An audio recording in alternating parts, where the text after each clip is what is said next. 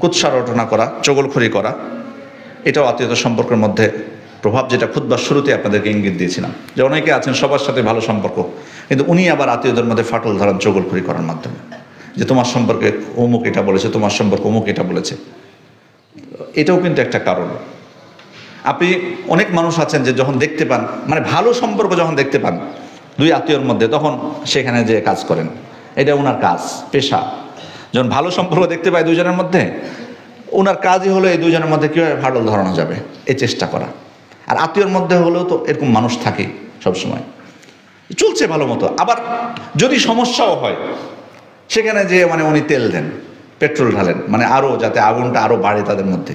শুনতে পেয়েছে যে দুই ভাইয়ের মধ্যে হয়তো জমি নিয়ে কিছু সমস্যা হচ্ছে, ব্যাস ওই সুযোগ নিয়েছেন উনি যে এর কথা ওকে, ওর কথা ওকে, বা এমন কিছু প্রসঙ্গ টেনে নিয়ে এসে যাতে উত্তেজিত করে দেওয়া হয় দুজনকে, তাদের হিংসা বিদ্বেষ রাগ ক্ষোভ আরও বেড়ে যায়।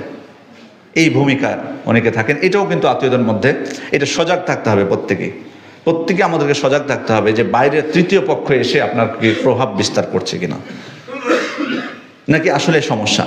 এজন্য এই বিষয়গুলো নিজেদের মধ্যে, যদি কোনো সমস্যা হয় নিজেদের মধ্যে সেগুলো সমাধান করার চেষ্টা করবেন, বাইরে যাতে প্রকাশ না হয়। স্বামী স্ত্রীর ক্ষেত্রে তো এটা বহুবার বলেছি আপনাদেরকে, স্বাভাবিক আত্মীয় স্বজনদের মধ্যে সমস্যা হলে নিজেরা চেষ্টা করবেন সেটাকে সমাধান করার জন্য।